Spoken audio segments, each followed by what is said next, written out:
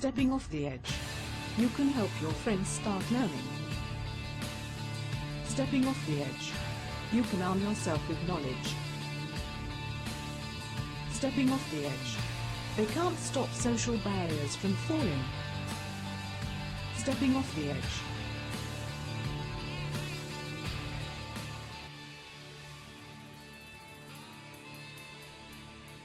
Hello, and thank you for stepping off the edge. This is episode 11 of the Steppin' Off the Edge podcast, titled The Evolution of Adhocracy. It features an interview with blogger Emlyn O'Regan, who I had initially discovered through Google+. The most interesting topics he tends to expand upon on his point7.wordpress.com blog, which along with all the other show notes I'm about to list, will be available at steppinofftheedge.com. The conversation that Emlyn and I had was very fantastic and very much longer than what my typical interviews are, so I did a little bit more this time around to splice out some of the pieces to even come close to the 90-minute limit that I try to set for each episode. I'm recording these initial comments before I've done the final mixdown, so I'm not sure exactly how long it's going to be, but hopefully you find it as enjoyable to listen to as I have had in recording the initial conversation and pulling things together. To space out some of that heady conversation, the music this month is 4 tracks. Surprise Me by Zepp Herm from ccmixter.org, another great track, Covenant by Baba Brinkman, and a fantastic song called The Kid with the Comic Book by Trevor Mills. I have to give a big shout out to Mike Agranoff, who I had initially heard perform this during a folk music performance, I think last winter. And when I followed up with Mike to see if he might be open to me playing that song on podcast, he was open to the idea, but thought it might make for a better overall piece if the professionally recorded version, which Trevor wrote, might be preferred. Trevor originally wrote the lyrics to the song as well, and both were happy to have it played here. So the tie-in, which you'll hear in the lyrics, is all about evolution, and it's a great song. I round things out with a mashup from the bard Terence McKenna, along with a few closing thoughts about evolution and the different world systems which exist now and look to be on the horizon. Within the conversation and following, both Emlyn and myself provide different definitions for adhocracy, so I'm not going to cover too much more here at the front. If you have any questions or comments, I always enjoy receiving emails regarding the podcast, and you can send them to jamie@steppinofftheedge.com. I've also set up a Twitter account at StepOffTheEdge. Enough preamble, Jamie. On with the show.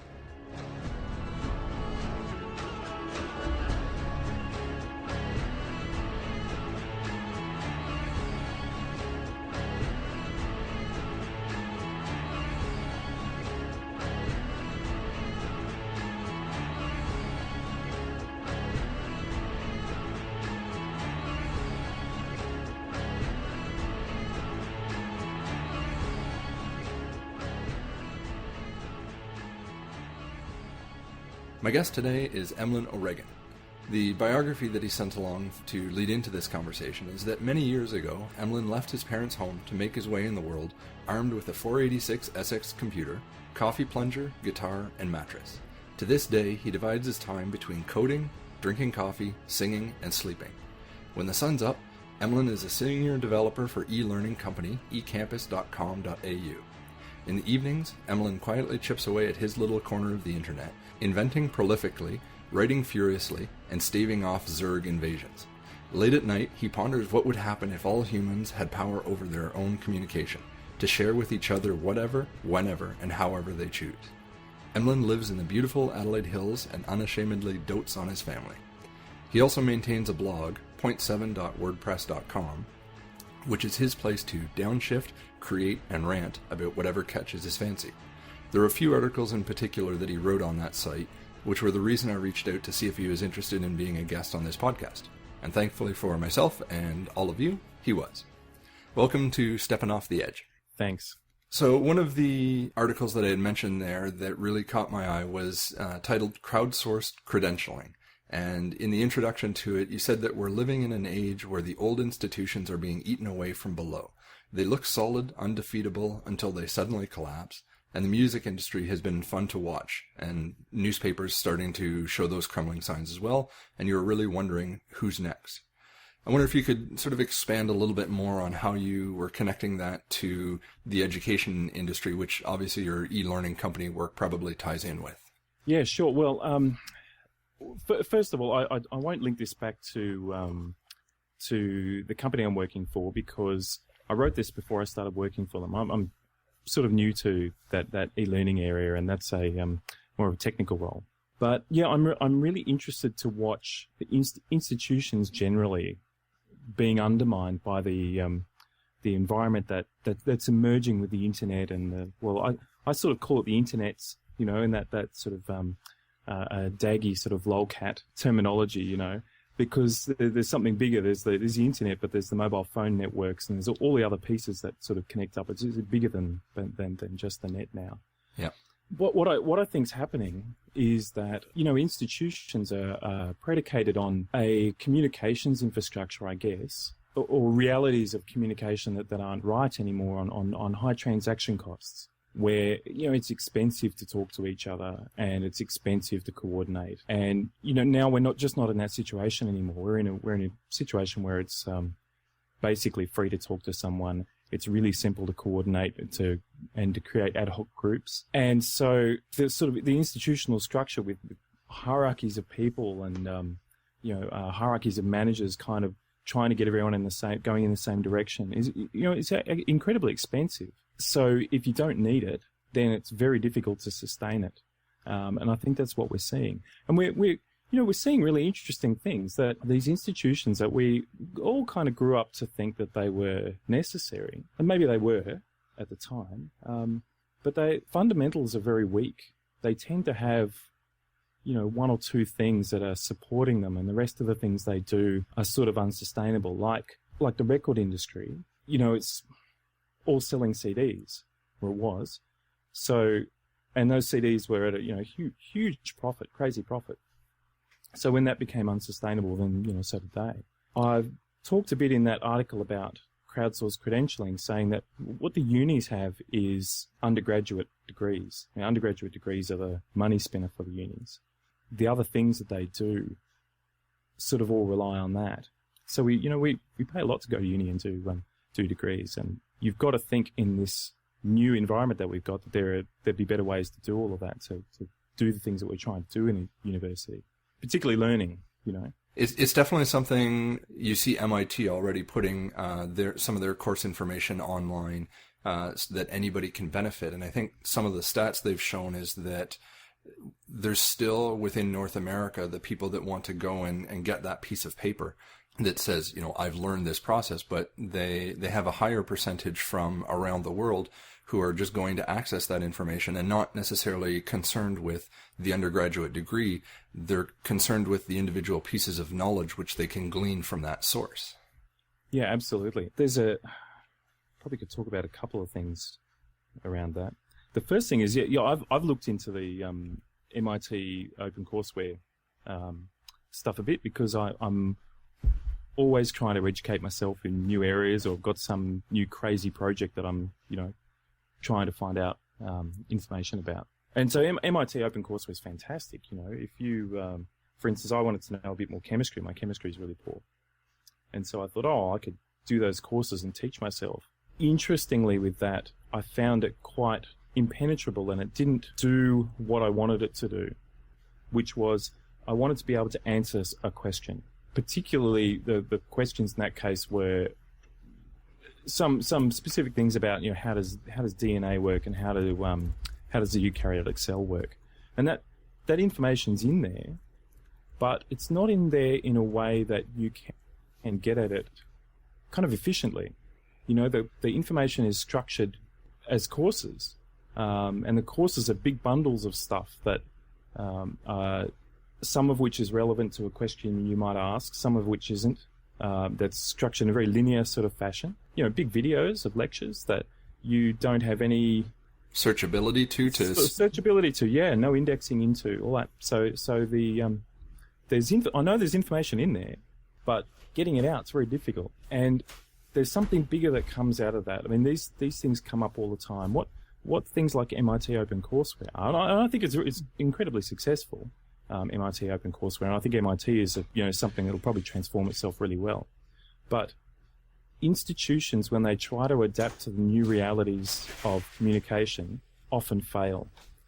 And they fail because they try to sort of take the things they do and, put a lick of internet paint on it and throw it out there, But there's this problem that they're predicated on things that are not right anymore.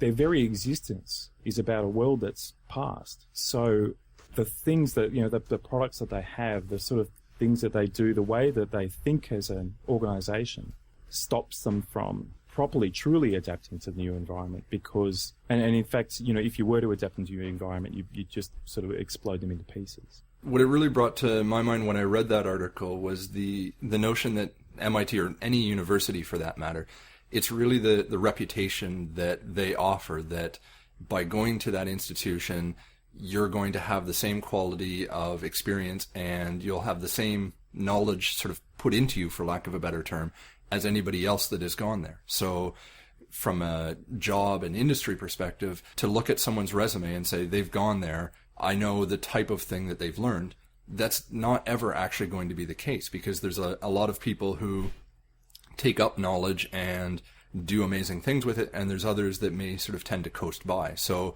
that reputation concept, as much as it was a truth all the way through the existence of universities, I don't know that there was how solid that actually was. And from an internet perspective, eBay is probably the best example that it really shows, even within there, the difference that people would sell their products, build up a good reputation, and that was an internet approach to a similar issue, not necessarily education, but it's really credentialing, which we're sort of going towards, and the idea that it's your reputation that matters. How do you see education changing in light of it being an internet-enabled institution? Right. Well, that's a really big question. I think you'd have to say, first of all, sort of take the institution part out of it, because like I was saying, I think almost the very concept of institution is very difficult to sustain. I mean, institution tends to mean big organizations with lots of people doing a lot of, I guess, a lot of busy work to sort of get themselves all moving in the same direction, and I don't know, and there's elements of hierarchy and all this sort of business there. What I said in that article about crowdsourced credentialing, and this is an approach I try and take with looking at all institutions, is that one thing they do is they combine a lot of functions together. Institutions combine a whole bunch of functions and kind of make this big integrated thing. When you've got zero transaction costs for people communicating and finding out information and so on, you don't need to group things together anymore. You don't need to become all in one package. You can take the best bits of everything, wherever they may be, and you're better off having tiny little providers that just provide one thing in a very specialist way.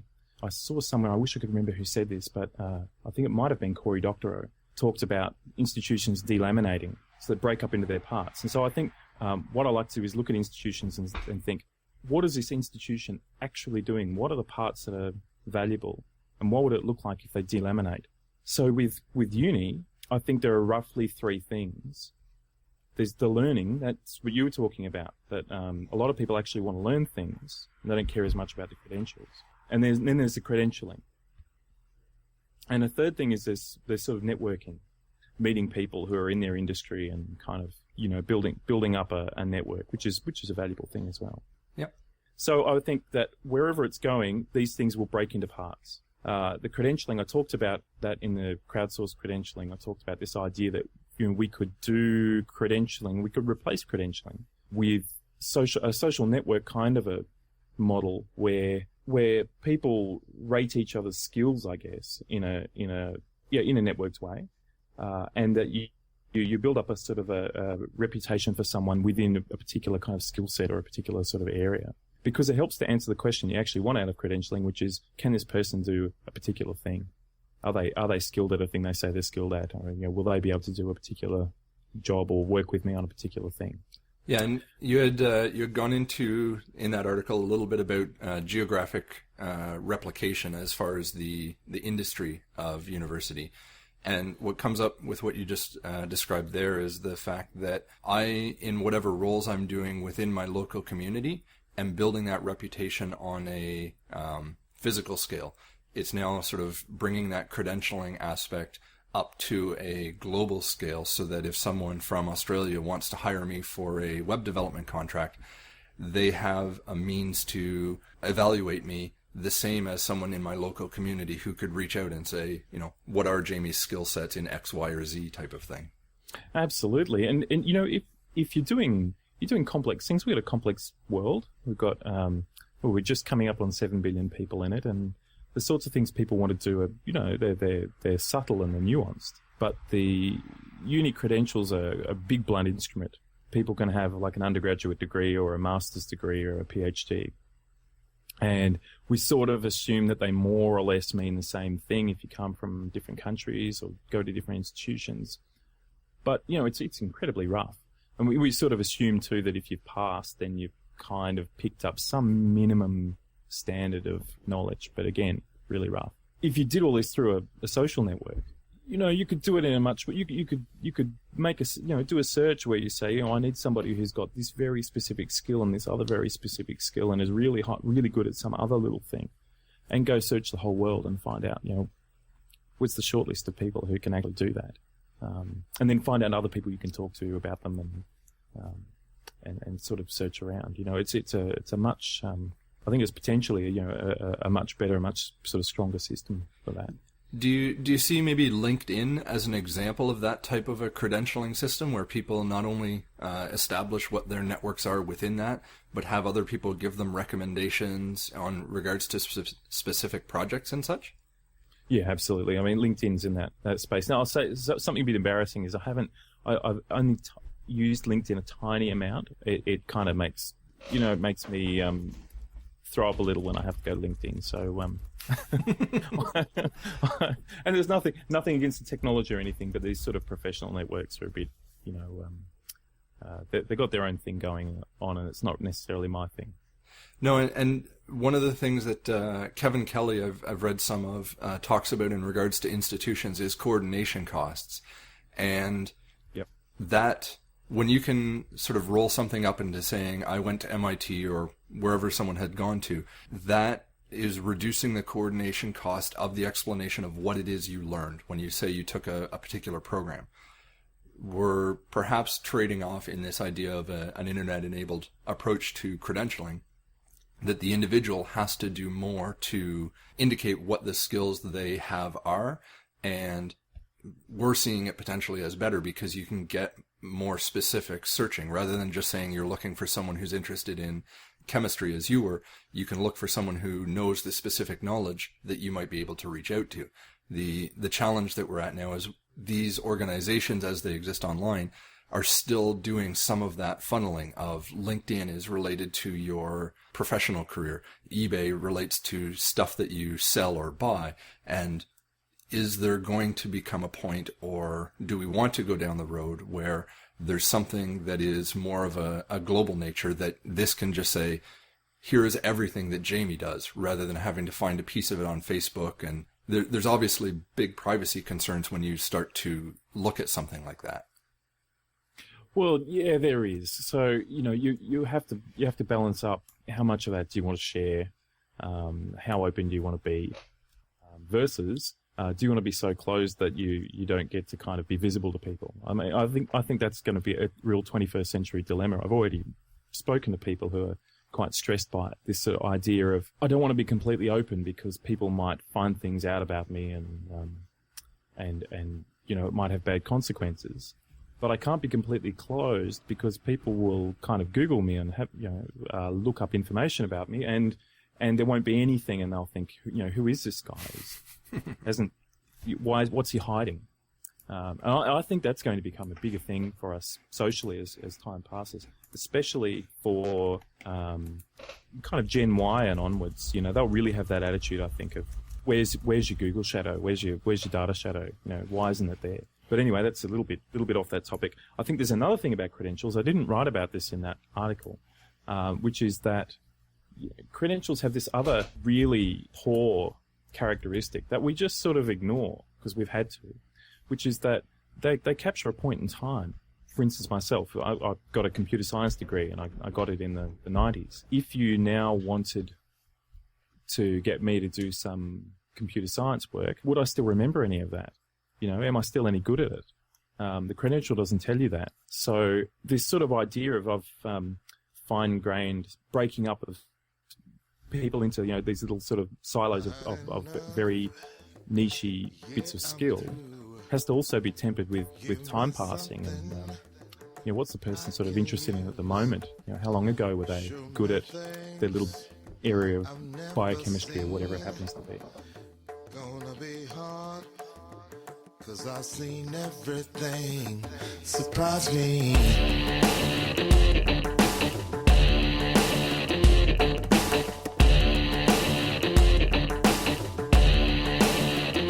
Take my hand, I'll show you the way.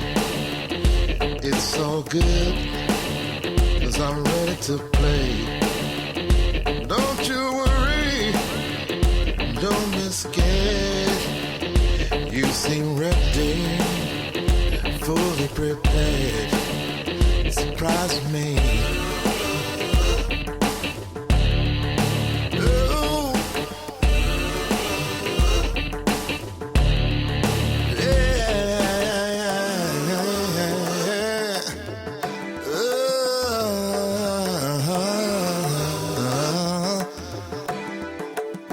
Surprise me.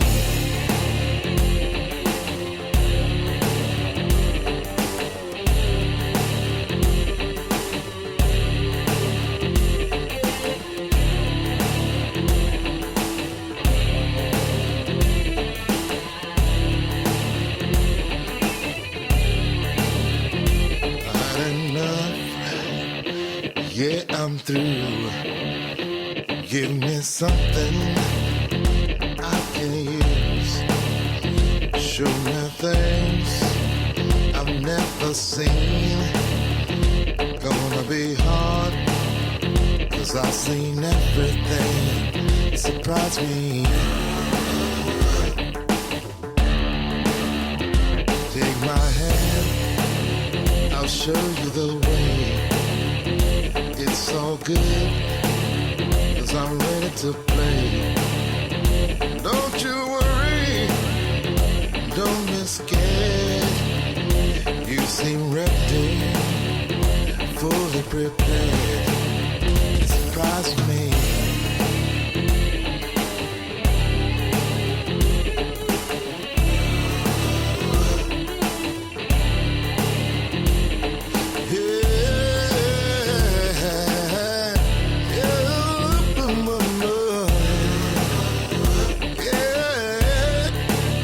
Surprise me.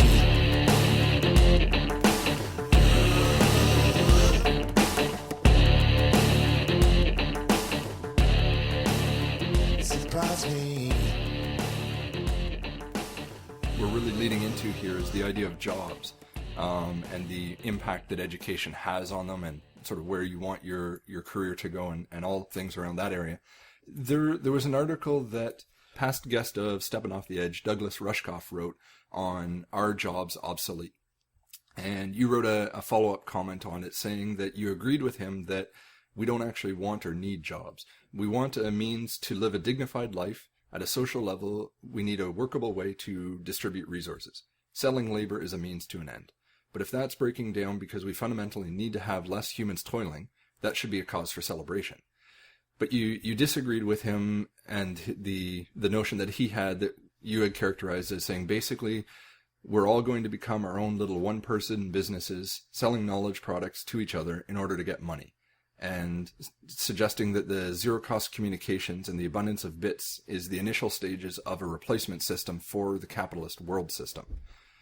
Now, it's probably a very large question to ask you what you think that replacement system might look like in 5 years' time.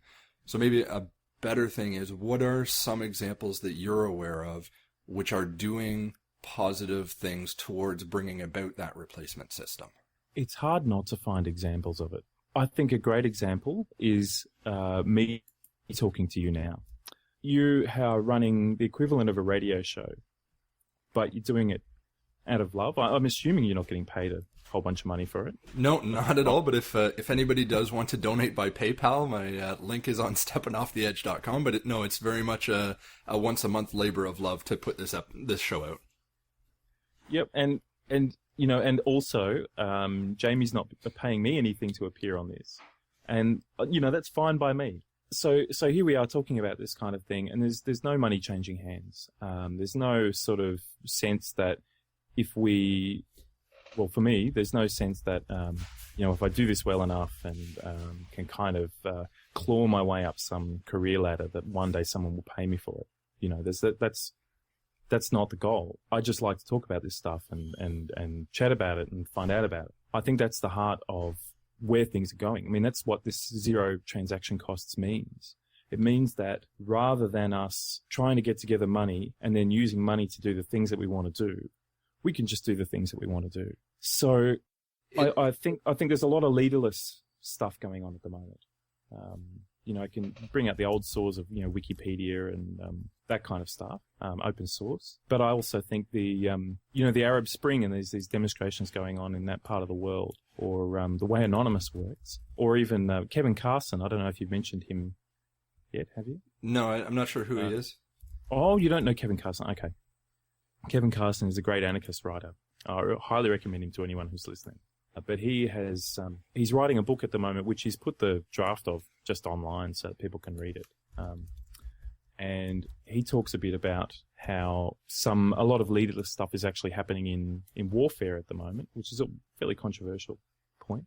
Not on the side of the Americans, but on the side of their enemies. That the things like roadside bombs, IEDs, are evolving. The tactics are being used are evolving. So, and he sees a lot of evidence in there being an internet mediated kind of reputation economy in that, which says that there's a dark side to it too.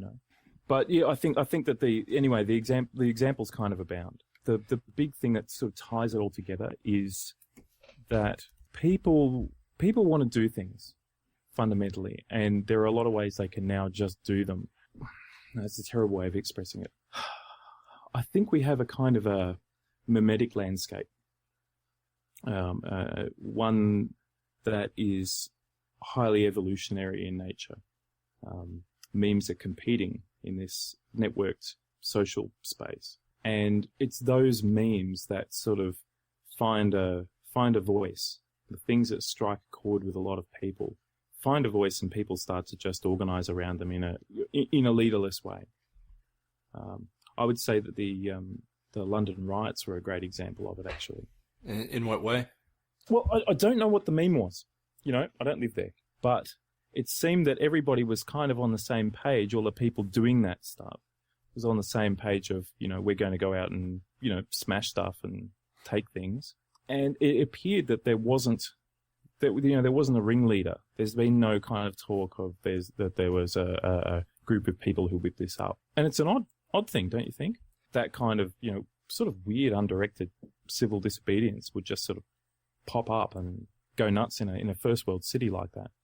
It can be, but there's different pressures that are acting on different people. And I mean, one of the obvious parallels to draw to that idea that you're getting at with Adhocracy is the online group Anonymous. And there may be people at points in time who are taking on quote unquote leadership roles, but if that person steps away from the community, the effort that they're trying to further doesn't stop. Someone else is going to come along and pick up the energy or the idea and try and sort of further it. And it's interesting to see certain aspects happen, and you can say, yeah, I can see why that happens given the meme that group is representing, but you'll even get very different things coming along. And I'm stepping away a lot here in the idea for Anonymous necessarily, but what I'm wondering loosely in this is these memes that they're created by people, but they take on a bit of a life of their own. And how does that change or sort of go forward in the idea that like there's a real struggle probably for people to give up ownership of ideas, to say that's its own thing, and someone else will grow it in some other fashion. There is. That giving up of the ideas is really important. Now, yeah, you're talking about like a person has the idea, but the idea kind of lives on its own. I think it's stronger than that. I think that the ideas kind of live in this cultural space. That's sort of what culture is. I mean, that's always what culture is. It's a big set of ideas, big set of memes in the space of the heads of all the people that are part of the culture. But I think this technologically mediated cultures that we have now really accelerate those memes. So these ideas, there's this sort of sense of an idea which wants to emerge.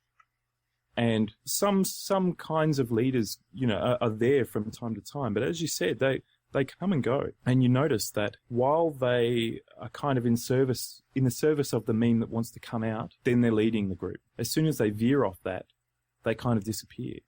It's very difficult to derail those things. So, for instance, Anonymous, they appear to have this, organization around this concept of being a collective that's, sort of bucking the status quo. And they're really interesting because they have this really explicit, anti-leader stuff in their rhetoric. They do seem to have leaders sort of pop up every so often, but as soon as they notice them, that goes against the premise of the group, and people start to cut them down. Yeah, I think now that the ideas that emerge, and I think things like the London riots will have been an idea that was bigger than any individuals that were there. Those ideas have just got to come out. So you can have leaders, and you have to have leaders. Leaders are great, greatly important now to help inject bits of memes and try and influence stuff. But I think the main body of what's going on is much more leaderless. Yeah, there's an interesting parallel there. I often think about ideas and creativity, a concept of explanation that Neil Kramer, who's a interesting thinker that I'll link to in the show notes. He had explained it to me whether or not I had the idea or not, that idea still existed somewhere out in the realm of creativity. And as we think of come up with the idea, we're tapping into something larger than ourselves to bring that down into this form of reality. And someone else on the other side of the planet can come up with the exact same idea at the exact same time, but it's how you execute on those ideas, which really in this case take on the notion of becoming a leader and growing whatever meme it is that you're trying to propagate.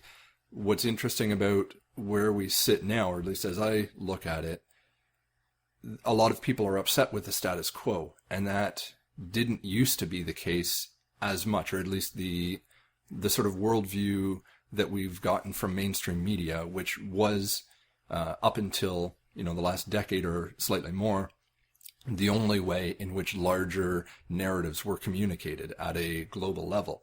Joe Rogan talks about the amazingness of the fact that he can be sitting in his house having a conversation with someone, and X number of thousands of people can listen to it and then can take their own play on that and grow it. And just the iterative nature of idea development that comes about from being supported by this ecosystem of the internet, that's what's so amazing, and that's what's really driving change happening as fast as we're seeing it.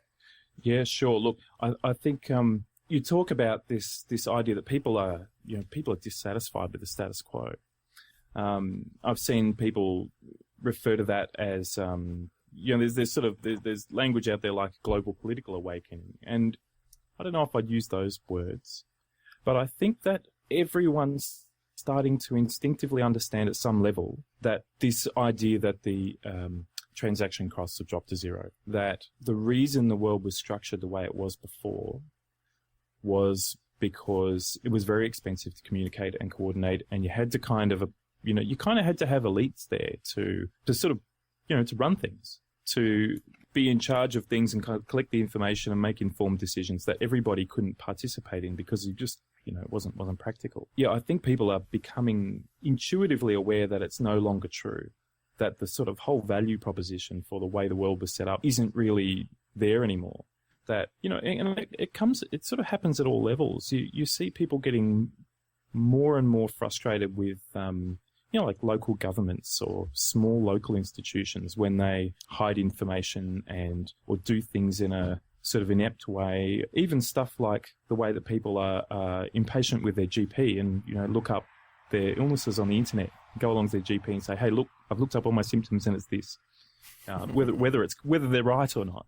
They feel like I've got access to the information now, and I don't need kind of special privileged others to have power over me, and in the name of, them sort of having more information and more access to the ability to make good decisions, if that makes sense. I think so, and what it leaves in that role, similar to where we were going with the credentialing perhaps, is that it's no longer the information that you have, it's actually how you make use of it and the capabilities which you demonstrate, so that your doctor can receive that information from you and say, no, actually, here's why it's something else. And it's that expertise that gets built up over time, which the residual impact is their reputation, that really demonstrates the quality that they have and the commitment to the role which they are providing to whatever community it happens to be. Yeah, it is when they're good. But on the other hand, and I've talked about that again in some of this stuff I've written, we do have this sort of armies of people who are fairly mediocre in all these positions. And they're kind of, it's not that the people are mediocre, but the institutional way of organizing people kind of forces you to be mediocre. If you are sort of stuck in a middle management role in a global corporation, you don't have a lot of options for doing things in the best way that you think they should be done.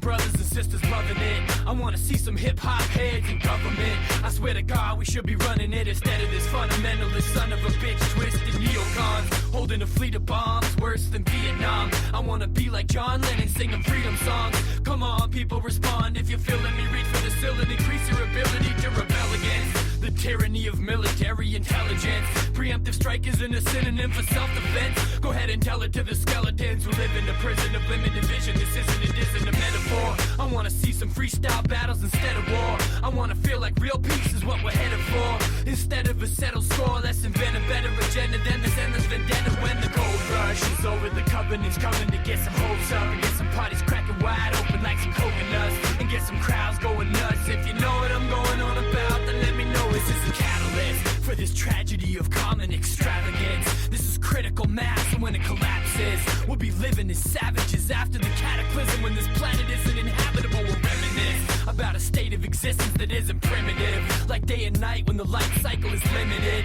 This is definitive, but it isn't inevitable if we get committed to better alternatives. The trick is learning to live with impermanence. We better get this jet ready for some turbulence. But whose concern is this? When the engine is burning, then everyone begins turning to survivalists. But any vital statistics I try to list get dismissed as pessimistic, it's idleness. That's why defiance is justifiable. This fight is fine, that's why define this alliance is tribal. When the gold rush is over, the covenant's coming to get some hopes up and get some parties cracking wide open like some coconuts and get some crowds going nuts. If you know what I'm going on about, then let me know it. When the gold rush is over, the covenant's coming to get some hopes up and get some parties cracking wide open like some coconuts and get some crowds going nuts. If you know what I'm going on about, then let me know. This is a battle cry. I'm trying to rally the gadflies to ask why society has to be stratified. That's right, we're like the last samurai attacking a line of cannons trying to find some kind of advantage or leverage. And the watchword is cocksure reverence.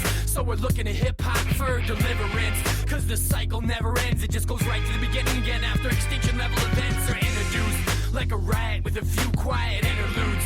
When the fight has been moved to your living rooms, then what you gonna do? This revolution isn't a coup, it's a mood you gotta get into when the trial ends. Mahatma Gandhi style with non-violence, but it's a wildin' out song, cause silence would leave us environmentally like the last Polynesian surviving on Easter Island. So keep freestyling, and when the gold rush is over, the covenant's coming to get some hopes up and get some parties cracking wide open like some coconuts and get some crowds going nuts. If you know what I'm going on about, then let me know. Is this a testament to the infinite potential of citizens to get together and begin settling differences. Instead of splitting like the commitments Lauren hit it when she said hypocrites always want to play innocent. It's no excuse. These evasive cliches are overused. It's been making me crazy enough to blow a fuse. But the grass is growing roots, and after this moment of massive overgrasping is over, we'll know what to do to moderate. And all this faith in technology's not the way. We gotta change the way we operate and stop the waste, cause it's not safe. And often the race to the bottom is automated when the way to the top is difficult.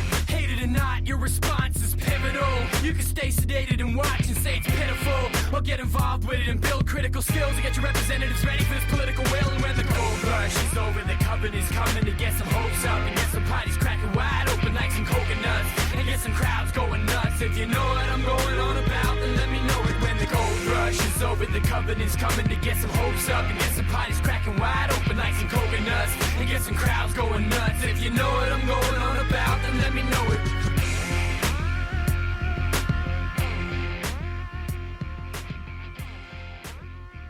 What we were talking about before in regards to people's interest in different areas where they want to grow and the transaction costs becoming smaller, that we need less people doing individual activities.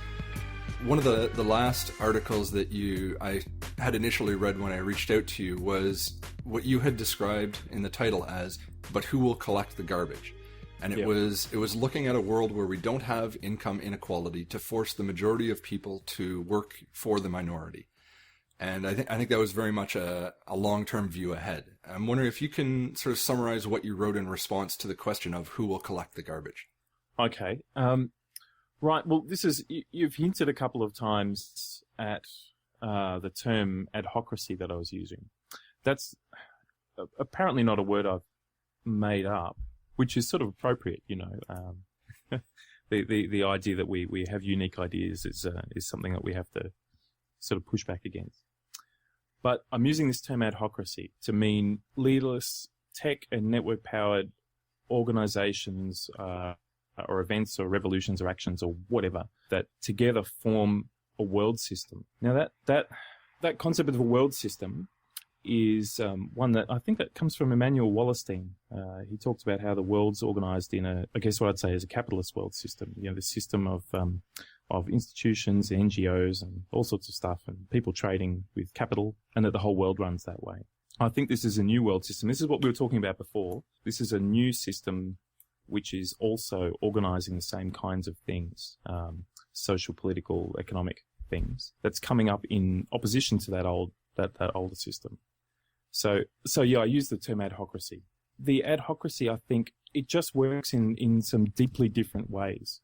So this idea of who will collect the garbage, which was a question someone asked me, who will do the garbage collection? On the surface, it seems like a showstopper, you know.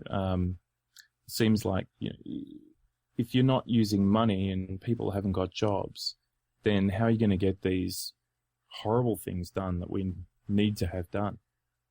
You can only answer that by stepping back a lot of steps. Yeah, the first bit is, and you've just talked about this, is that we just need less people to do real work, real kind of, infrastructural, planetary life support system work, I guess. And that's, it's a huge credit to the technological program of humanity. It's something that we've been working on for at least thousands of years. This sort of attempt to minimize the toil. We've been automating things and inventing new social systems and inventing new economic systems and doing everything that we can really to take more and more people out of that coalface toil system of toil. And yet, where we are now looking at through the lens of the sort of the capitalist system, or what I would say is the institutional system, looking through that lens, it looks like a catastrophe. It looks like no one will have jobs, no one will be able to eat. And that's because we use this toiling for money as the way that we redistribute or distribute resources. So whether or not we can cope with the fact that we need less people as we automate things more, the fact is that we will need less people and we will automate things more.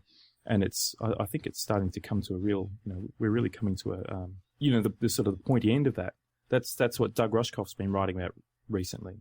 that jobs are going obsolete. So if you've got that, and instead you are multiplying the efforts of the few, the first thing is you just don't need as many people to collect the garbage. Instead of a whole army of guys emptying bins into the backs of trucks, you might have a few guys looking after a fleet of self-driving garbage trucks, that do the job mostly on their own. The challenge with that is what we're seeing obviously right now is the decrease in the amount of money that goes into an individual's pocket because there's less people working. And I don't know necessarily that around the world that's the case, but it's how does that adhocracy maybe become the dominant system, and what is it that replaces money? The past guest, Charles Eisenstein, was talking about the idea of gift, and that those who have money or those who have capabilities would provide it to others because they'll be provided for in their time of need, which, trusting in your network probably represents an example of that, where someone's out of work and they can stay with friends if they don't have the money to pay for their own apartment or family or that type of thing. But we've gotten to this point with this capitalist system where the services which someone provide are so dependent on money as the transactional glue that allow the system to work that we seem to see it seizing up. And I think it is a fantastic opportunity for this new worldview of adhocracy to take the place of it. But it feels like there still needs to be something like money, or a method of interaction that goes beyond the direct relationship, which I might get value from someone else's services, to allow that exchange that needs to happen to occur. And maybe some of what it's getting to is the automation that you were speaking to. You still need a something to afford that tool to allow you to do that role. Yep. Okay. So that was the first part of a point, which was really more about who's going to collect the garbage. But we go off into this other side of how we deal with this shrinking ability to get money through labor. A lot of people do say a lot of different things about it. Like that idea of a gift economy is one I've seen floating around. And there's a lot of people talking about, a universal basic income. And, and that's got some sorts of merits to it. But I don't think that they're the really strong answers to the question. What I think you've got to look at is you've got to look at this adhocracy as a world system. A world system is not something that someone puts in place. It's a thing that a lot of collective little actions sort of add up to. The defining character of the adhocracy is its technological mediation. It wouldn't exist without the tech. And it's like if we go back to the capitalist economy kind of taking over the world, it sort of took over from really a sharing economy. Mostly sharing, mostly people doing things for reputation and according to local community rules. But I think really that it took over from those. I know a lot of people sort of say it was purposely put in and to sort of crush people. But I think it was also a problem of scaling. I don't think that sharing economy pre big capital society really scaled very well. So when you have this sort of competition of ideas and systems, a system that scales better and is going to be able to make use of more people in a better way is going to beat the other system. And I think that's why we have this very money-oriented economy system of organizing things, I guess, and distributing resources. But now we're in a place where the transaction costs are suddenly down towards zero. We have to go back and say, well, what does money do? What money is? It is a decentralized, pretty cool decentralized system for distributing resources. It doesn't require central coordination. Little groups of people can organize amongst themselves and organize how they're going to swap services and goods without reference to a central authority, and that's great. But it's very low information. You just have these tokens and you pass them around. It's a token system. In the technologically mediated social environment we have now, we have a lot of other alternatives to that. We have a lot of other ways of interacting with each other and organizing pretty much anything. Organizing how will groups sort of come together and protest something, or how will people share things like,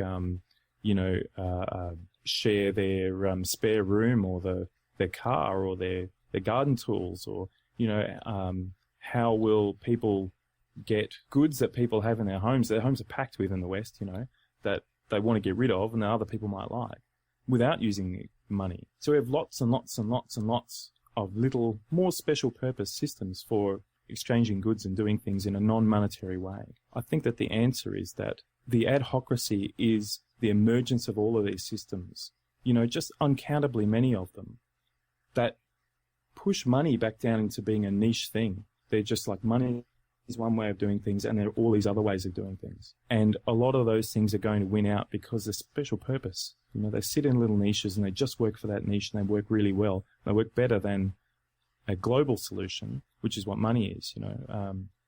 Money has a lot of drawbacks. It's one of the things that economists like about money is that it's fully fungible. You can take it and apply it. You can earn it in one place and apply it somewhere else. But I think that's something that frustrates people. People gather together, great big amounts of money, and the more money they get, the more they seem to be able to get. And then they sort of apply it to all sorts of things, forcing other people really to do things the way they want to do it. Whether or not they're qualified or really, have any, useful input other than the money. I think that a big part of the adhocracy is reputation competitions, where people compete in a niche for reputation, and that reputation gives them influence. People do things according to the influence, and influence is something that you can't transfer across domains very well. You can't. I think I used an example somewhere in some of this writing that you can't kind of gain a lot of cred and reputation as a rock star and then use that to marshal people to do some novel scientific work. But you can take money that you earned as a rock star, and you could set up a lab and kind of tell scientists do this thing, whether or not you were qualified to do it or not, or, had any chops in that area.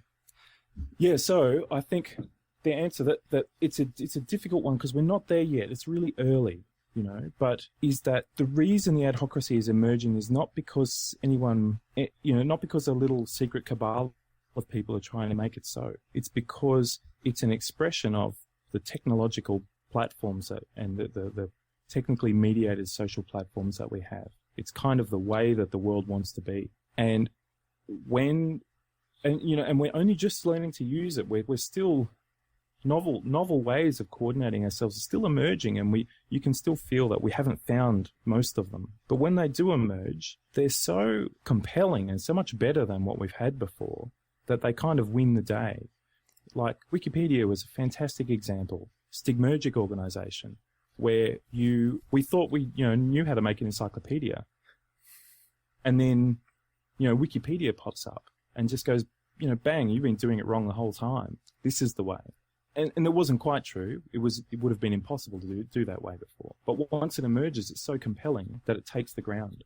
And systems that are like that are compelling enough to they're vastly superior to what was there before. They pull in people, they pull in resources to them, so that they're little bits of economic system. They're organizing resources. They're organizing people's time, and the collection of all of those, all of them as a whole, I think will look like, if you could kind of somehow get the stepping back and looking at from the planet's eye view, would be this vast and increasingly fast transfer of resources from the capitalist system to the ad hoc system.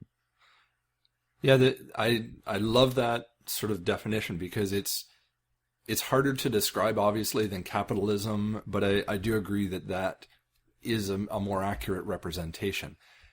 What's been interesting with some of those examples, and I'll just use Wikipedia as one, is that some people saw the idea of Wikipedia when it was coming about, and they got it. And it made sense to them that, yes, everybody can share their knowledge, and it's a system, a little bit of learning going into how you do it. Other people looked at it and they couldn't accept that an amateur or an individual at a societal skill level can provide more knowledge than an expert who is specifically tasked with performing that action.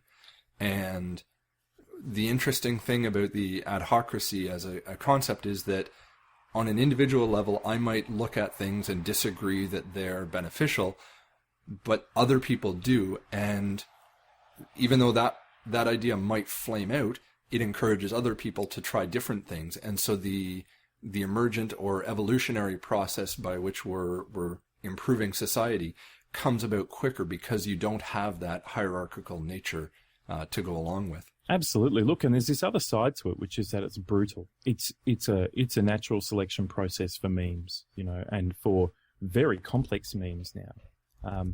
I think one of the interesting things about having a technologically mediated platform, social platform, is that your memes can get more complicated. If you've just got a bunch of people talking about things, great amounts of people, and they're using old media, there's a bit of broadcast media and so on in there. There's only the conversation can only get so complex, and the ideas can only get so complex. It's limited by the size of people's heads, and by how long they can kind of remember a concept. And, when new concepts come along, old ones get pushed out, so we get the kind of discourse we get through the mass media, is fantastic example of that, where people just get manipulated to think of new things all the time. They get shown the most sort of outraging and spectacular things that people can find that are really, not representative of reality.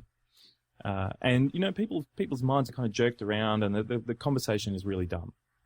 The thing I was going towards with these kind of with discussions only, memes only being able to be so complex, and being us being prey to kind of parasitic memes that prey to our sort of our sort of biases and weaknesses. I think that in a technologically mediated space that we have now, very much more complex and interesting memes fight it out. And it's because we've got Stigmergic organization. Should I quickly define Stigmergic? Sure, it'd probably be beneficial. Yeah, it's a fairly sort of esoteric word. I think of it really as just organization that it comes about through a shared medium. So you've got Wikipedia is a great example of a shared medium that's technologically supported medium of the pages, the Wikipedia pages and the discussions and all that kind of stuff, and that people organize by interacting with the medium, and it includes direct social organization where they talk to each other in the discussions on pages and that sort of thing. But it also includes updating the actual content, and then someone else comes along and reads it later on, and that's an interaction too. But it's fundamentally an interaction with the medium first and the other people sort of second. I think those kinds of things give you a very much more sophisticated sort of memetic landscape. And when you then look at the memes being in competition with each other, this brutal, relentless competition. That we think, you look at Wikipedia and how much information's built up on there, but if someone came up with a better idea tomorrow that really rendered it obsolete, it would take 6 months for it to become totally irrelevant. People would automate sucking data out of it and upgrading it to whatever the new thing was that they were going to do, and that'd be that. If Jimmy Wales decided to just become this kind of crazy dictator and change Wikipedia and do nutty things so that nobody wanted to work on it anymore, again, something else, some other version of it would pop up and it would be gone. So the competition is, the competition is incredibly brutal. And I think that applies all the way along in that the more technologically mediated it is, the more it applies. I think it applies to the companies in this space too, Googles and Apples and so on of the world. They look very powerful, but they're not powerful. They have a certain amount of power by the money that they bring in, but equally they could be knocked off in a very short amount of time if they make a misstep, if they sort of don't follow the memetic competition properly, and try and kind of do things that aren't competitive and don't work.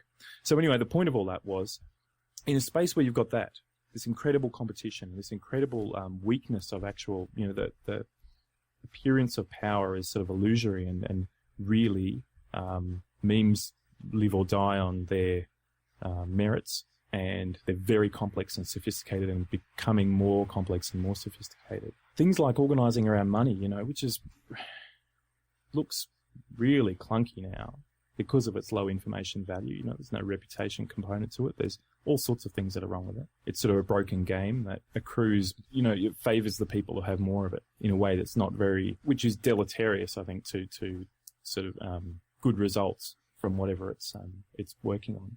Yeah, I think that shows this real that money as the thing that defines how everything works. That's a concept that's on the way out.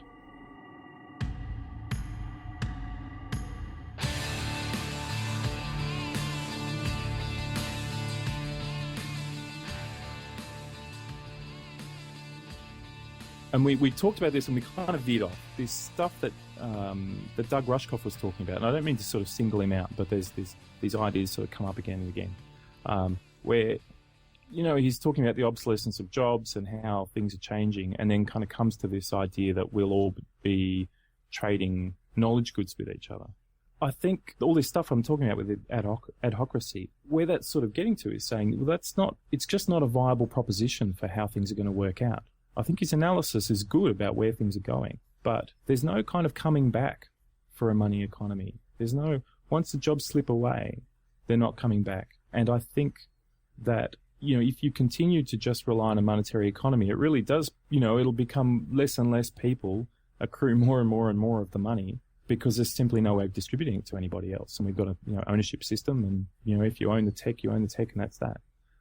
I think instead what we'll see is these other forms of organization turn up, and that people will increasingly come to rely on them, that people will be sort of sharing more, but not in a touchy-feely sharing way, but in a reputation economy kind of sharing way. I think that we'll tend to favor the non-scarce over the scarce, because the non-scarce, you don't need to have money in that situation.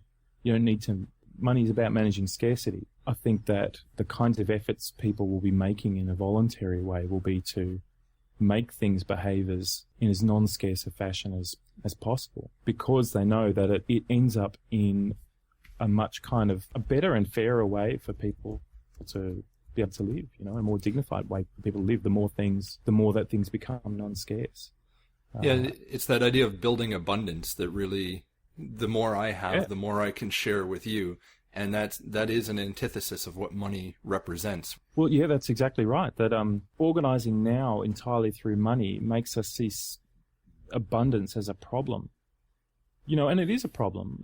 You have this thought. Here's a thought experiment. If someone invented technology tomorrow that would mean that no one needed to eat on the planet anymore, either fed the world through some magic nanotech, or changed our biology so that we didn't need food or something like that. What would that do to the world's economy? You'd have to think that it would cause it to crash into a giant depression, because feeding people in a non-even way is such a massive part of what it does. And if you're living under a system where you go, well, this amazing thing would destroy us, you've got to think that there's you're doing it wrong. You're not in the right place. You're not heading in the right direction. But I also kind of think we'd survive something like that. I mean, that would be a real boon for that ad hoc organization, that we would find ways of organizing around it. Yeah. But I think the point I want to make there is that these other forms will continue to emerge. And if you try and get back to what should you be doing in this environment, because the story I'm kind of putting forward here is very sort of deterministic. It's sort of techno-deterministic, saying that the technology determines it, and us humans in it, us individuals don't really have much say in it. It's not quite true. We can sort of feed and boost the memes that we like, and try and kind of rail against the ones that we don't like. That's sort of the essence of social interaction in a way. And I think something for us that comes from all of this for us to do now is to push this idea of ad hoc organization, to push, we should be trying to do things in ways that are non-monetary. We should be trying to find ways that encourage abundance thinking, and that those things they're the answer. They're the path out of the problem that we've kind of backed ourselves into. That's a good sort of perspective, that they're stepping towards the positive and the abundant rather than that sort of idea of scarcity. And the quick example that comes up for me is gross domestic product, which from an economist perspective, it has been this great, wonderful method of tracking how productive an economy is. But the notion that if one nation state is producing goods and selling them all to another one, and the other nation state is selling the exact same thing back to the first one, those two economies look like they're very productive. In reality, they're just sort of making money move, rather than actually, if they were to sell it to their own people, or give the food, maybe in this case, to their own people, their economy would look like it's less productive, when that's not actually in fact the case. Yeah, it's not, the GDP is not very much about human outcomes, is it? No.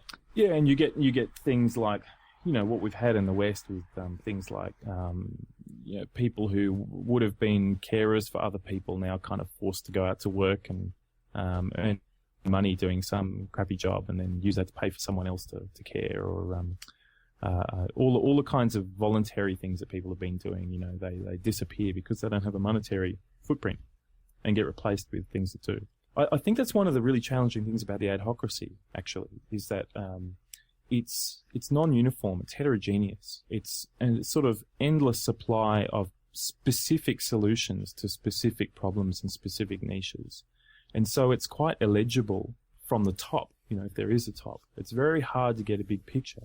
So a great example is people cry about the music industry and say the music industry is failing and falling apart, and, they can't afford to fund new artists anymore and all this sort of business. Probably true. And so saying, who's going to create? And you can look at that and go, well, that's probably right. But also, from their perspective, but also you've got to look at the internet, look at like YouTube, and look at all of the things that sort of come in at you from this social environment thing. There's more creativity, and there's more things that I can access than there ever has been before. It feels like orders of magnitude more, ridiculously more. I don't know if you agree with that you find there's more music, and there's more art, and there's more writing. There's just so much that you can't feel inadequate. You just can't kind of begin to even approach all of it.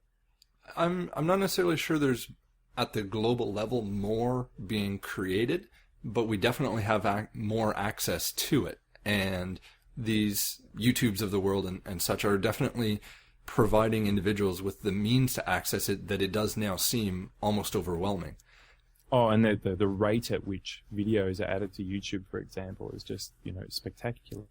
I was saying it's a different kind of creativity often. It's not that kind of gatekeeper-mediated, high quality within certain definitions of quality kind of content a lot of the time. But it's prolific, there's just masses and masses of things being done. And really there are incredibly, masses of high quality things being done too. And I think being done for love. The problem is, and sometimes for a living as well. Cory Doctorow's a kind of a halfway example, because he does have publishing companies and so on, but he also gives his work away. And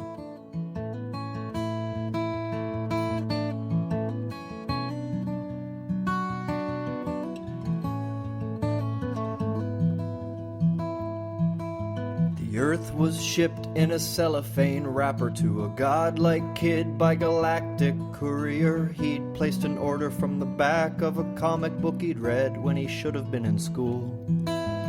He had a project due in his socio-anthro-eco, geo-bio, and creationism course that he should have been working on instead of playing games with his gang of omnipotent pals. The project was due in 100,000 years, which can hardly be construed as enough time to populate a planet with intelligent beings who can live in a self-sustaining way. But he saw in the comic book an ad for a planet with a species on the brink of developing intelligence that could be shipped in a cellophane wrapper, and he thought, it's my ticket to an A. Now it may seem to you that 100,000 years is a long time, but if you just consider that the kid with the comic book will see 100,000 years pass like the twinkle of a star. So the kid put the earth on his desk in his bedroom underneath a heat lamp that he kept on a timer on his walls. He had made constellations using stickers that were stars that could glow in the dark. And he worked as the species on the brink of intelligence grew, found fire, built bombs, and exploded. Then he cried when he learned that the killing was so often interspersed with the praising of his name. And so the kid with the comic book turned on the heat lamp, took a magnifying glass from his leftmost cupboard, and he looked to the earth, picked a symbolic bush, focused and set it on fire. And when the bush was burning, the people got the message, and the leaders agreed to take responsibility and base their actions on accountability, and promised that they'd try to get along. And so the kid took the earth to his teacher, who looked and saw good work and the room for improvement. Not a bad first try, B+, and excitement for your many more creations still to come. And now the earth is wrapped in bubble wrap there on the floor of the closet of the kid with the comic book. His mother checks in every now and again to ensure things will work out in the end. And so everything will work out in the end.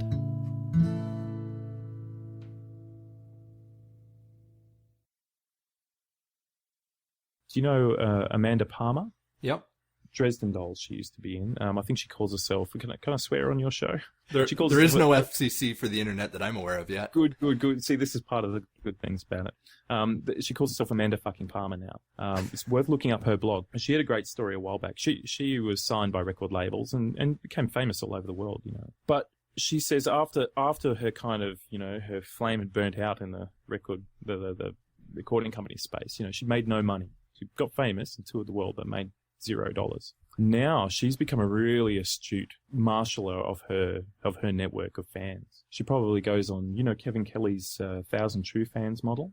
Yep. Yeah. So probably that, except it'd be more than 1,000. She has a great story on her blog about one weekend chatting to her Twitter followers. I can't remember all the specifics, but they came up with some funny idea for a silly T-shirt, and she drew it up and then got onto one of these make your own custom T-shirt things. Set up a little thing where people could buy it.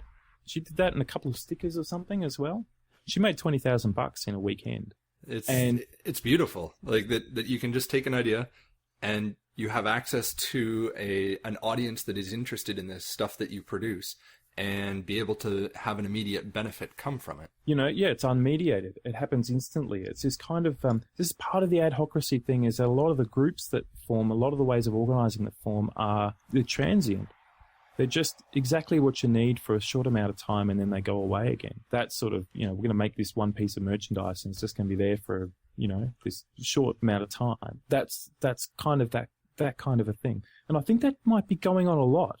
I think that there might be successful artists all over the world with their 1,000 True Fans, you know, making a living, maybe not getting rich, but supporting themselves, which is really all they need to do.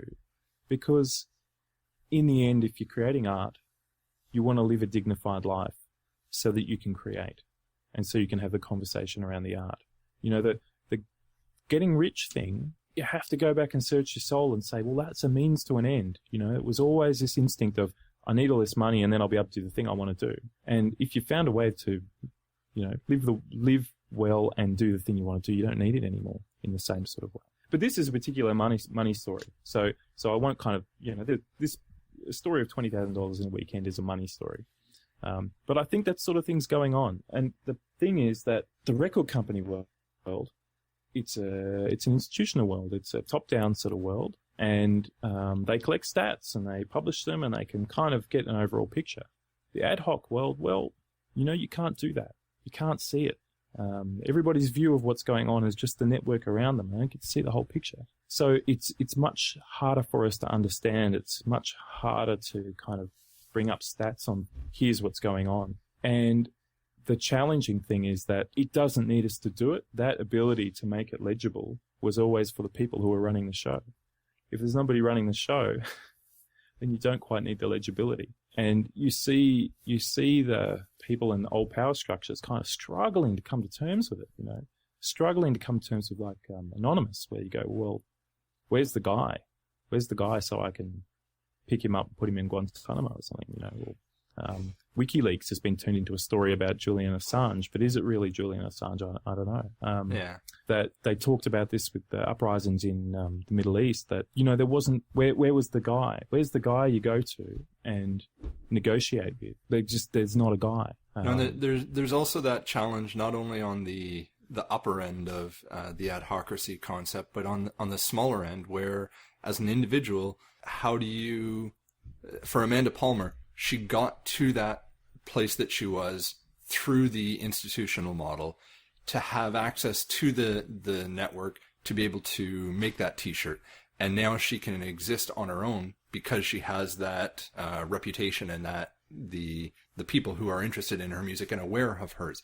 But for someone who's just starting out, how do they get to that point without it? Or it takes a lot longer, I think, because the information has to spread. Look, and it's a really good, like, the people in this sort of shift, this changeover from one system to another, there are some people who've really won from that, you know, because this previous model, they were given fame, and this new model, if it's reputation based, you know, fame's the thing. So we see a lot of famous people do well. Millions of people follow Ashton Kutcher on Twitter, and, you know, what's that all about? But you can get up, but this is part of the, you know, I was saying that the competition between memes is brutal. The competition between people is brutal too, and I think that this is going to be one of the defining characteristics of it as we go forward.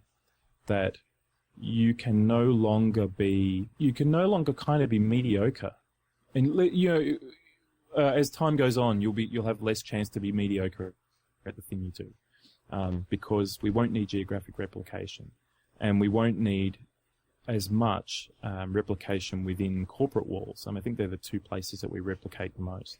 We replicate inside corporations, institutions, because they kind of hide themselves from the outside and they reinvent the wheel on, you know, necessarily, because they don't share information.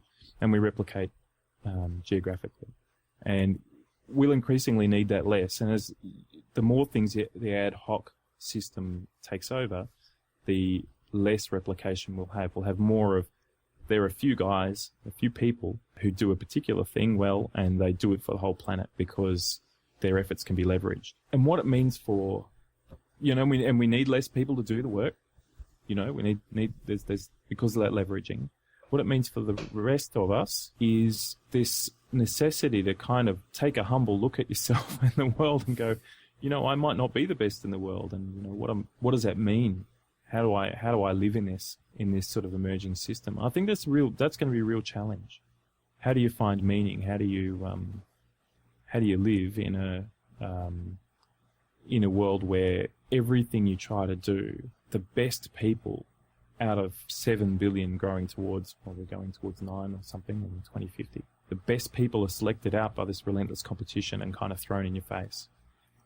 I think a lot of it has to come back to the idea of passion and the fact that you aren't doing something because other people like that you do it. You have to do it because of the fact that you enjoy doing it. And I know, as I was talking about before, this podcast, I think there might be 2,000 people who have listened to it thus far.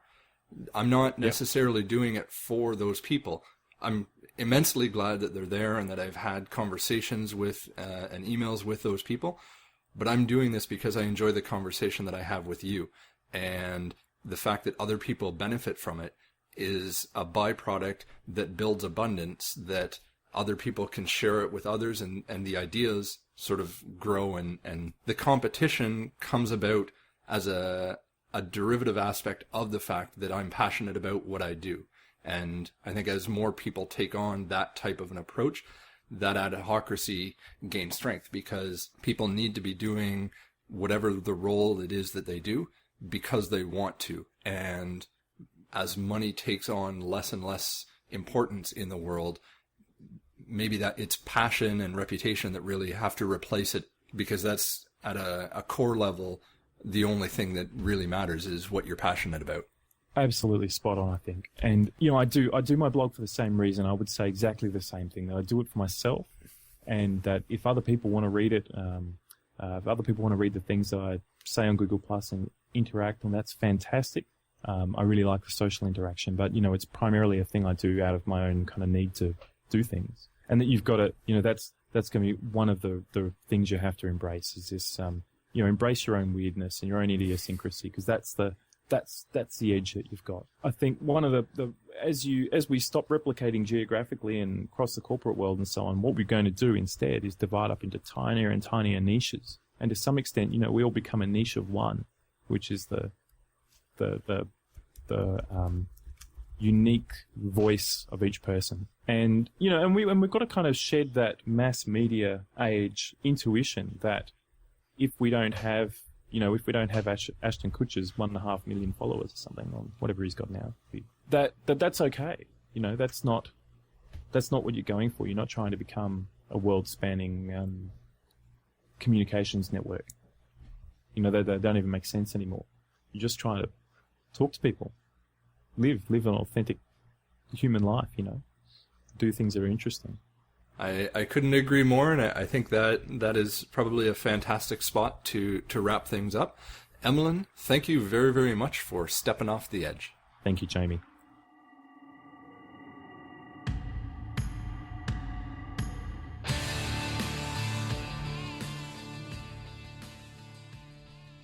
That was Emlyn O'Regan. You can read more thoughts that Emlyn has to share on his blog at point7.wordpress.com or on his Google Plus profile. Unfortunately, the URLs for Google Plus aren't that easy to share in spoken form, so I'll link to it in the show notes. But you spell his name EMLYNOREGAN. One of the things I enjoy most about the process of putting together each podcast episode is the serendipitous nature by which the title, cover art, and theme for the music come together. I edit the interview audio down to remove the occasional awkward pause, or me tripping over my own tongue trying to ask intelligent questions, all in hopes of making room for the music without blasting past a self-imposed 90-minute episode length limit. This month, I smashed right through that barrier happily. In doing so, I usually take note of several potential podcast episode titles that catch my ear.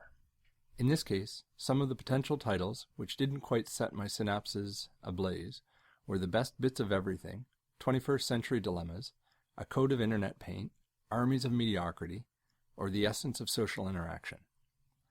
Given the variety of topics Emlyn and I explored with societal scale implications, there was just something that felt right about the concept of natural selection for memes. This solidified into the actual title, The Evolution of Adhocracy, when I happened to pick up a 2004 National Geographic magazine with a feature article on Charles Darwin and the theory of evolution. The cover art for this episode, it's a mashup that cartoonishly explores the implications of mimetic evolution with some Reddit aliens bashing what I might call a Memosaurus Rex. They're all up on a mountaintop near a Salvador Dali-inspired cave, overlooking an atmospheric landscape where another broccoli mushroom cloud of creativity explodes in the distance. But before I get into waxing philosophically about the idea of the evolution of Adhocracy, I have one last piece of audio for you, from a YouTube mashup by Gaia 1986. It has some ethereal music underneath a clip of an interview from the bard Terence McKenna. It touches on a lot of the challenges institutional models of society face, which Emlyn was discussing. It hints at the idea that the way in which humanity organizes itself must be as organic and subject to change as the way in which the forest eats itself and lives forever. This question, is there cause for optimism? The answer is it depends on where you placed your bets. If you placed your bets on male-dominated institutions based on consumer fetishism, propaganda, classism, and materialism, then God help you, you should call your broker. If, on the other hand, you've recognized that a lifeboat strategy is involved here, that what is really important is empowering personal experience, backing off from consumer object fetishism, freeing the mind, empowering the imagination, then in that case, I think you can feel pretty good about what is going on. You know, there's a lot of talk about cultural death and disenfranchisement, and it's usually couched in terms of some happy naked people in the rainforest or in Tajikistan making their rugs or milking their camels or something. And isn't it too bad that their culture is being blown up and traded in for mall culture and shopping by remote? But in fact, all culture is being destroyed. All culture is being sold down the river by the sorts of people who want to turn the entire planet into an international airport arrival concourse.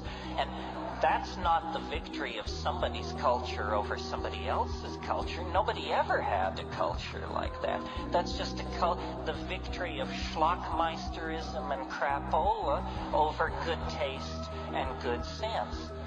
Well,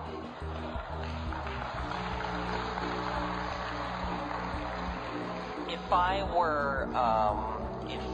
were dependent on the notion that human institutions are necessary to pull us out of the ditch, I would be very despairing. As I said, nobody's in charge. Not the IMF, the Pope, the Communist Party, the Jews. No.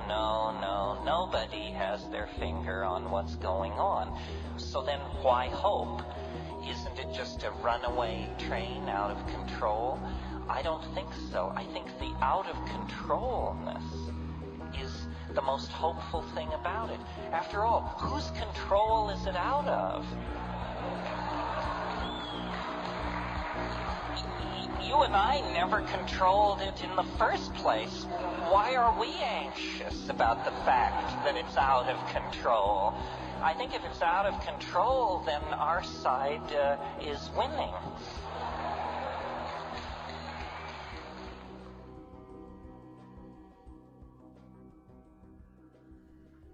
The November 2004 National Geographic article is titled "No, the Evidence for Evolution is Overwhelming," and it's a response to the sensationalized cover question, "Was Darwin wrong?" The article covered many important details about the evolution of theory of evolution and the key aspects of natural selection. The 4 categories of evidence on which Darwin based his theory are what I want to focus on now. 1. Biogeography, the study of geographical distribution of living creatures, or which species inhabit which parts of the planet and why. 2. Paleontology, the investigation of extinct life forms as revealed in the fossil record. 3. Embryology, or the examination of the stages of development that embryos pass through before birthing or hatching. 4. Morphology, the science of anatomical shape and design. I thought it might make for an interesting step off the edge to explore Adhocracy and its world system ancestors through the lens of these evolutionary criteria. Just for context, I found several definitions of the word Adhocracy to compare to what Emlyn offered. The one which is most consistent with the context in which we were using it during the conversation comes from businessdictionary.com and states, "Adhocracy is organizational philosophy or style characterized by adaptive, creative, integrative behavior which is flexible and non-permanent, and which therefore can respond faster to a changing environment." The National Geographic article wrote about how disease and plants are constantly mutating and adapting to the various antibiotics and pesticides we create. It suggested that, and I quote, "the human body is nothing but a speeded up and microscopic case of what Darwin saw in the Galapagos, except that the human body is an island and the newly evolved forms aren't so charming as finches or mockingbirds." Scientist Stephen Palumbi is even quoted glumly in the article suggesting that humans may be the world's dominant evolutionary force for this very reason. The processes used to coordinate human activity and resources in a capitalistic model were born in an age of many independent nation-states acting in their own self-interest with an underlying assumption that the resources were near infinite. As the decades passed for the generation of love, their fertile minds recognized the impact of 7 billion people living on one finite Earth. Some began to think about alternatives to political strategies that relied on assumptions that the market economy was the pinnacle of efficiency. One could explore the various government policies and legal frameworks which existed in the 20th century as the equivalent of biogeography on tribes as superorganisms. The goal being to catalog the different ways in which local communities responded to similar societal pressures. Darwin wrote that one must be struck by the mysterious clustering pattern among what he called closely allied species, similar creatures sharing roughly the same body plan. In this context, capitalism shares a number of striking similarities with other world systems defined in their same relative time period, like communism, socialism, Marxism, libertarianism, and probably a lot more. But this episode's conversation focused more on the microorganisms which exist within Adhocracy, the Wikipedians who share and cultivate knowledge, the social and professional networks which aspire to be your digital shadow, the open source movements which share the tools of their trade, and Anonymous, a strong example of truly adhocratic organization. Anonymous is a unique and special culture that many organizations thriving in the ancestral capitalist world system might view as a philosophical thorn in their side, in much the same way that science so often did for previously dominant religious cultures. Studying history books and newspapers, stone tablets or cave art, could be considered a cultural equivalent to paleontology. One could investigate how and why the various cultural models of the past attempted to adapt to an evolving global competitive environment. Whereas the successful traits of a particular culture would evolve in response to environmental pressures over thousands of years in biological terms, we can see traits express themselves in societal evolution over increasingly short timescales.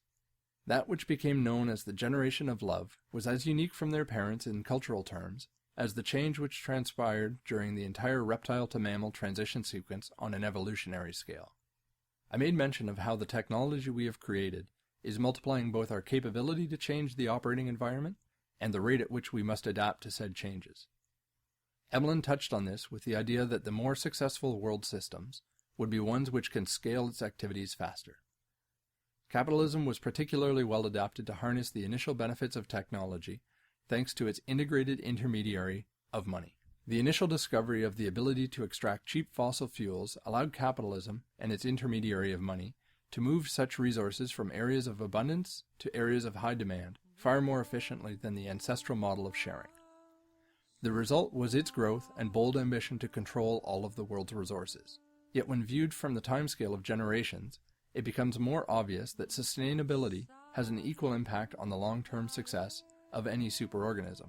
Nature confines everything into an artful balance, what we commonly call the cycle of life, where a species which quickly consumes or destroys all of the resources in its local environment will die off just as fast. When considered from that perspective, the inherent desire of capitalism to convert all resources into the fungible form of money does have significant downsides to it being the dominant world system. It's a very tall task, however, to ask those who have evolved in a world where profit maximization is the key to all of their strategies to adapt their tactics to a world where profit and planet carry equal weight. I believe Emlyn rightly suggested that we are in the early days of transition out of the dominant world system or cultural narrative being capitalism. Our conversation might be one attempt to perform embryology on Adhocracy as it goes through its own birthing process. It has to compete with much larger, much older superorganisms. There's no guarantee that it will succeed or perhaps even should. History and natural selection have repeatedly demonstrated that there are many factors to consider what is the best series of traits to combine to be successful in any given environment. Darwin also wrote of the embryonic state that the embryo is the animal in its less modified state, and that state reveals the structure of its progenitor. What does it say about the emergent adhocratic world system, that it can so quickly gather strength by harnessing the capabilities of existing technological infrastructures? One could see it as a parasitic action if they wanted, or it could be viewed just like every other form of life, drawing in precious resources from its environment to help it grow and survive. The National Geographic article indicated that Charles Darwin felt the fourth branch of biological science, morphology, was the very soul of natural history. This science of anatomical shape and design offered an ability to sort creatures into a hierarchy of categories, not just by species, but also by which anatomical characteristics they do and don't share. What I find most interesting about considering an adhocratic world system through the lens of evolution is that every characteristic you might evaluate it on could be considered to be self-adaptive. If jobs or providing labor for money are a dying trait, no longer serving their intended purpose, people will seek out new methods of redeploying the inputs available. If education, through the models of universities, has become antiquated in a world of near instantaneous access to knowledge, people will create new ways to demonstrate or document knowledge, which the diploma used to represent. If the success of a business model is dependent on high transaction or high communication costs, which we're quickly seeing drive towards zero, new models will be explored that seem as foreign as feet to fish. Planet-wide hierarchical institutions too slow to adapt to new realities are replaced by a series of single-purpose systems that can be combined in unique ways efficiently. Who will take out the garbage could be not a plea or justification that society has evolved far enough, but a call to arms to leverage the tools and technology we have created to foster our own success. A call to arms to discover yet more ways we can live in harmony with our habitat, and all those who call it home and treat it with the reverence it so richly deserves. A call to arms to intelligently design the evolution of Adhocracy so that we may all yet continue to call Earth home. Or, as Daniel Pinchbeck synchronistically shared in a timely tweet the moment I was searching for just the right way to conclude my philosophical waxings, when we realize human solidarity, we transmute into a supraorganism. Instead of a parasite on Earth, we rapidly become her immune system. Until next time, I hope that you and our planetary home called Earth will be happy, healthy, and hopeful.